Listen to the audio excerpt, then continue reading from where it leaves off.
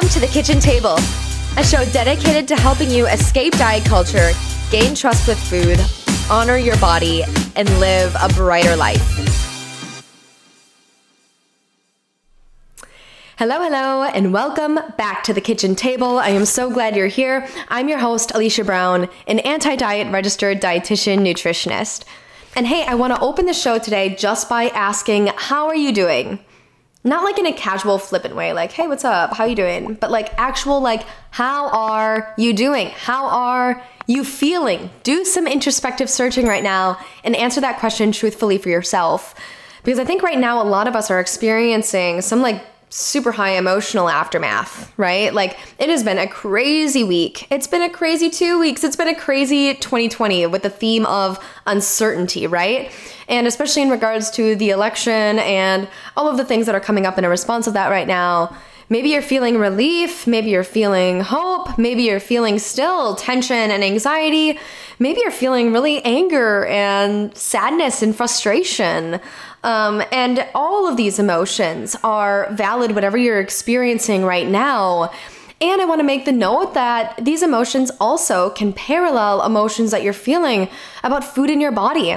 One thing that I'd like to share in my work with clients is that sometimes I witness them in life when a life experience happens, when maybe something at work happens or something in their family life, and there's maybe uncertainty in those realms. Maybe there's added stress in other realms of life due to an event, due to maybe a loss, due to maybe an unpredicted shift, or again, some uncertainty. In that added stress, those added emotions can parallel the same talk and emotions that we're feeling in regards to our food and body stuff. They can actually exacerbate those same emotions. So say that something stressful is happening in our nation, right? As we've been going through for some time. So that stress can actually make its way into the same stress that we're experiencing with food and body stuff and amplify it. Especially because oftentimes we see our food choices and our bodies as something that we can control. Now, this we know is a logical fallacy because we know that we are given genetics, right, that give us this predisposed body, predisposed weight, predisposed, conditions due to our genetic makeup. This is all true. However, the food choices that we make and often the body that we live in by diet culture is promoted as this thing that we can control. So we sense the stress and we say, oh, we can control the stress by controlling our food and controlling the ways that we move and manipulating all that. But actually, the stress that's coming out of that might not actually be food or body related at all. And that is the craziest part of the whole thing, is that actually the real stress, the real root of that stress sometimes isn't even deeply rooted in the food or body stuff. Like in this situation, it might be even more deeply rooted in what's happening nationally, what's happening at work, or what's happening in our families.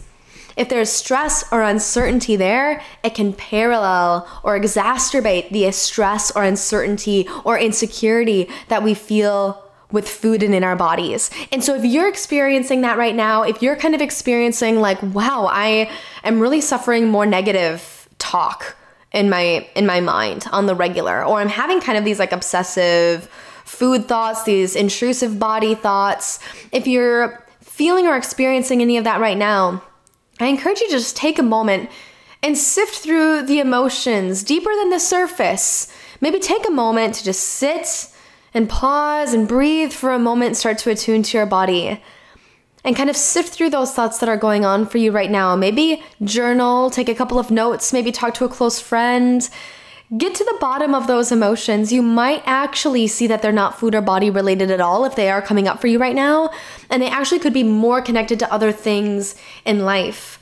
So yeah, I guess what I mean to say is that in my work with clients, sometimes the root of the thing, the root of the emotion, even though we're using food or body as something that we can control or leverage to get what we think that we want by diet culture's definition or standard or a health standard, quote unquote, even though that's the pursuit, sometimes it leaves us still feeling invalidated. It still leaves us feeling empty because actually the root is something much deeper. This is something that I find so much in my work with clients and in my own lived experience with really disordered eating and really looking for love, but also denying love from myself, just to get really deep there.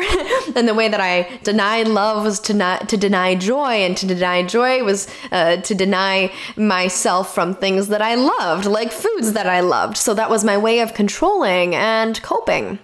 And so now having that awareness, that I've just shared with you, perhaps of stress and of uncertainty, I invite you to just explore what that maybe means for you right now a little bit more in your life. This actually isn't one I want to dive into today, though. The topic that I want to talk about with you today actually is cooking and reclaiming the joy of cooking over the holidays. And on each Monday, kind of from now till Christmas, I want to talk about reclaiming joy during the holiday season from diet culture. And so every week we'll come on and talk about and discuss together at the kitchen table ways that we can reclaim joy using food, ditching diet culture during the holiday season.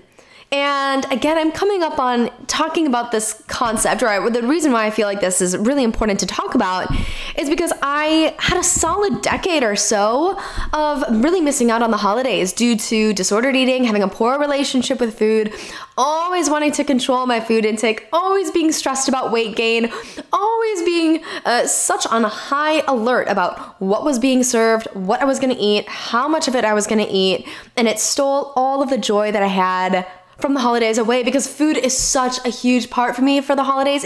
It's tradition, it's love, it's togetherness. And I know that things might look a little bit different this year in terms of togetherness and that connection and sharing piece for many of us. That's so difficult. However, I do feel like there's still things that we can do to, like cooking, bring a spirit of joy into the holidays, rather than having food as something that's feared during the holiday season or controlled to a great extent. I think that food can be something that can give us such joy and excitement and really fill the spirit of the holidays for us and the ones that we love. And one of the things that I love most about the holiday season is cooking and sharing something with my family and friends. And I have a little bit of a task for you. If you are not usually the one that cooks or brings something or tries a new recipe or shares something that you made with other people, I have a task for you. I think it might be a great invitation, perhaps, for you to consider to try to make something new, different, traditional, or something that connects you to your family and your family roots this holiday season. My invitation for you is to spend some time in the kitchen at some point over the holidays.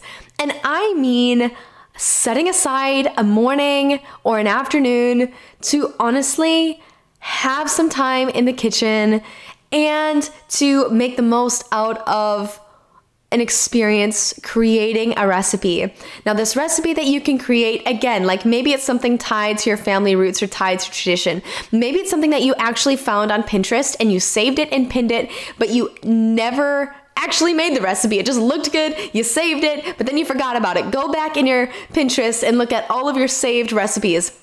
Or maybe you ask a family relative or member of, of that pie that your relative made once. Oh, like, could you try to mimic that and carry on a tradition in that sort? Or maybe you go back and you look at your actual roots. Maybe you did some like 23andMe genetic testing or something like that. Or maybe you really know a lot about your heritage. If you do, that's awesome. I actually don't know half of myself. Funny side note, my dad was adopted and he chose not to really investigate his parents' side. So I really only know that I'm largely like Bohemian and some, I don't know, I'm a bit French. I've got some German. I know I've got some Irish.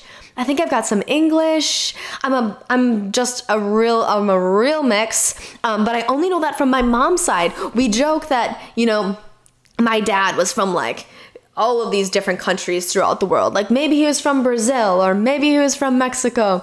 He's got this like really thick mustache, and his skin really tans in the summer. He's a construction worker. Anyway, so really have no idea what my dad's nationality is, but I know that I'm some Bohemian from my mom, among other things. But one thing that's fun to explore is your own family roots so that you can create a recipe that is from your, I don't know, homeland? from what maybe your ancestors, your distant relatives have made. How fun would that be? Those deep cultural roots with food. Explore those. There could be something really fun and meaningful to share there. And what's not to say that you could create your own traditions with food? You can create your own traditions with food. Everyone might love your recipe so much that they're going to ask for it again and again. And heck, if it's a total mess and you hate it, so what? It's a learning experience either way. And why I think it's important to get to the kitchen or to try to get into the kitchen over the holidays is because oftentimes I hear major resistance to being in the kitchen. And I understand this. Of course, we have major resistance to get into the kitchen. Major objections I hear are like, I have no time to be in the kitchen. Maybe you're in that boat. I know that I am in that boat a lot of times too. I know we have to make time for the things that we care about. And sometimes being in the kitchen doesn't make our top list of priorities, and we are leaning more on convenience foods and quick, easy ways to prepare meals, which is fine and great, and we need that sometimes, maybe oftentimes, to make ends meet throughout the day. Maybe you live alone and you don't see maybe making meals for just yourself to be something super elaborate, or maybe you just like really get frustrated and feel like you don't like cooking. I had a friend recommend Ben Zander, who is like this phenomenal classical musician. He has a YouTube video in which he said he believes everybody loves classical music and they just don't know it yet. And I really felt Ben Zander in that because I thought, I don't know if I love classical music, but he believes I do. I gotta give it a try, right?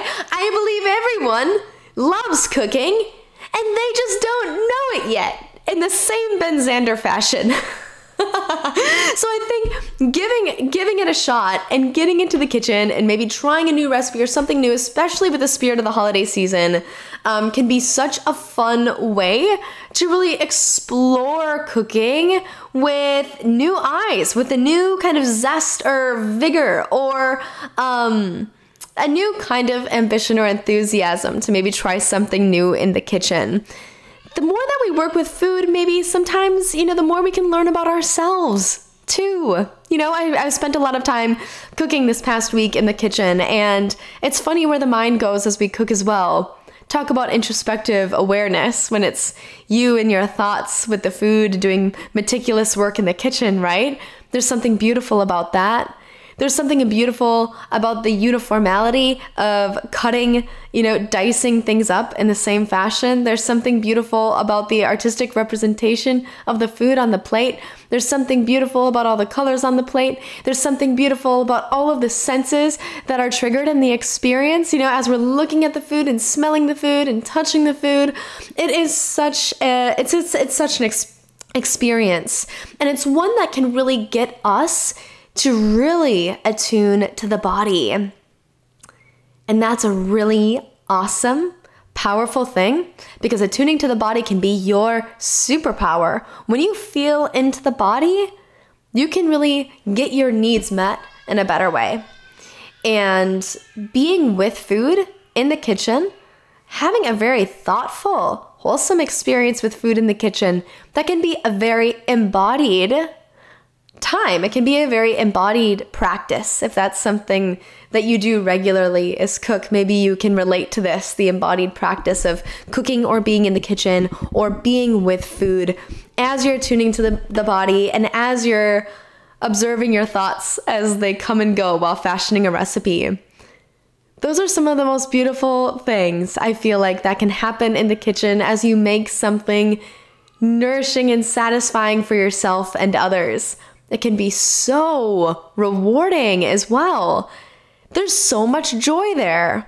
Again, the major resistance that I feel to being in the kitchen, and the reason why we're not feeling as joyful in the kitchen as well anymore, is because diets have said you have to cook this thing this way, or you have to substitute this higher calorie thing for this lower calorie thing, or you have to do this, this, and this, and if you're still hungry, so what? Distract yourself. Horrible advice, right? So the effort put into the kitchen when we're dieting or when we're really struggling with food and not knowing what to cook or kind of feeling really confined when it comes to our food and food choices in the kitchen can become a prison. And food can be something that's hard. Food can become something that's really stressful.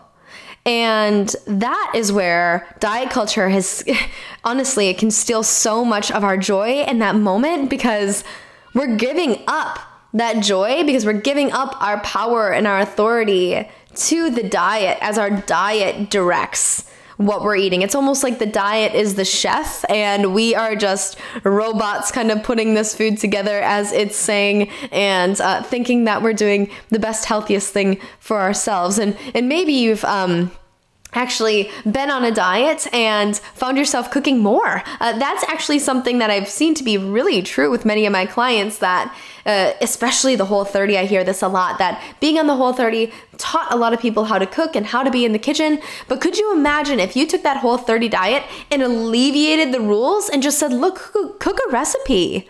Cook a recipe that you enjoy. Cook a recipe that you like. You can eat as much as you'd like of the recipe.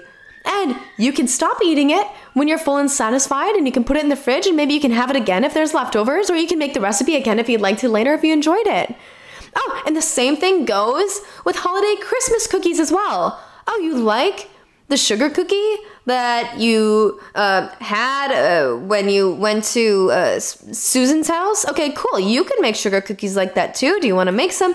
You can eat as much of the sugar cookie as you want, and you can make more sugar cookies later. You could store them if you want to have later. You can have all of these options. How would it feel to actually allow yourself that permission to be able to do those things? Do you think that if you allowed yourself permission to cook the recipes that you want, not Whole30, not a diet, but the recipes that you want in the kitchen, if you allowed yourself to make the sweets that you enjoy or the breads that you enjoy or the candies that you enjoy in the kitchen, if you allowed yourself that permission, what kind of joy could that bring to your life and to your holiday experience this year? That could be extremely joyful, right? Not only the food itself, but again, like the making and the creating of that food too can bring so much joy. It can be a very embodied practice. And it can be a way in this crazy uncertain time to actually control your environment as well. I was just talking to a friend about this just yesterday that like, oh, I love cooking because it's like my own little universe. You know, this is my own little universe. I get to decide what happens. If something doesn't go well, it's kind of just on me and haha, whatever, we'll try again later. You know, it's my own little science experiment. It's my own little universe. And right now with all of the uncertainty, there can be some certainty in the kitchen when it's just us, you know, and us working with food and working to nourishing and satisfying ourselves and our bodies. And so that's a really beautiful thing. Again, it's something that diets maybe have taken away from us, or it's something that our busy lives have taken away from us. And so that is why I so encourage you at some point to take this invitation during the holiday season to find a recipe that you enjoy. Find a recipe that you think even that you will enjoy, something that looks really good, something that sounds really good, and tag me, make it, and tag me on Instagram at aliciabrown.rdn. I would love to see the creations that you've made and why you chose that recipe, why you chose that creation. And if you make it again, I would love to know the whole story. I would love to know if you felt it beneficial to really be in the kitchen and to create time to be in the kitchen with food and all of the things. So yes, I will be sharing my recipes that I will be making over the holiday season too. You can find me at aliciabrown.rdn on Instagram. Again, you can send me a DM if you want to share any recipes. I'm always there. And yeah, I just felt like this was an important topic to talk about today as we kind of set the stage for the holiday season, and maybe as you're putting your plans together for Thanksgiving or putting your plans together for Christmas, or if you have any holiday events or you wanted to share something, maybe at work or with family, you can put a little plan together, you can make that grocery list, and you can set aside some time to having some fun experimenting in the kitchen. Maybe with your family, maybe with your friends, make an event. Gather around food, enjoy the experience, attune to your body, allow yourself the permission to eat the food you enjoy, and see how that brings more joy to your holiday season. Thank you so much for tuning into this episode. On Thursday, I'm gonna have Carrie Merrill come on the show, and Carrie Merrill's from the local gym, Western Racket. She has she has just a large following. And by following, I don't just mean on social media. I mean in the community and throughout the nation. Carrie Merrill is a fitness expert. She is a group fitness pro to the 10th degree. And I just adore her, all that she's about. She has such wisdom, and she's going to be talking about the health at every size approach to exercise and how every body is a good body to move. You know, we're going to be talking about a little bit of that like gym stigma in regards to weight stigma. We're going to talk about maybe how the gym environment is a little bit different and how we can find more joy and movement throughout the holiday season as well and beyond. So I hope you tune into that episode with Carrie on Thursday. It's going to be an awesome episode, and I cannot wait to see you then. Thanks for joining me at the kitchen table. We'll talk soon.